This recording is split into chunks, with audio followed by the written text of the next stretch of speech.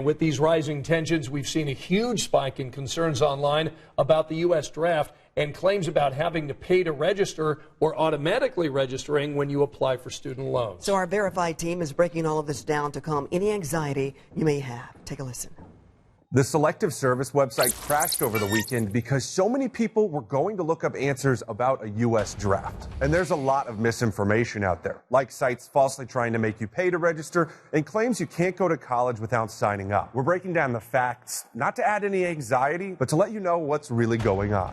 First off, we don't have a draft right now. We haven't had an open draft in the U.S. since 1973. A draft itself is when U.S. citizens are actively being called and enlisted in the military without volunteering. It requires an act of Congress. Both houses would have to vote to pass it, and the president would have to sign off on it. Now, if that did happen, which again hasn't occurred since Vietnam, that doesn't just mean men and women would start being drafted left and right. In fact, women wouldn't be drafted at all. As the law stands right now, only men would be drafted. And in the U.S., all men between 18 and 25 are legally required to register. That's where these memes came from. Many posters commenting that they registered for the draft by applying for a FAFSA student loan. And that's actually true. To qualify for FAFSA or any federal aid, a male U.S. citizen does have to be registered with the Selective Service system. Now, you can do it on a FAFSA application when you get your driver's license or just mailing your form in. Bottom line, it's a requirement, and failure to register is actually a felony. But registering for a draft isn't an actual draft. The Selective Service has a list of eligible people,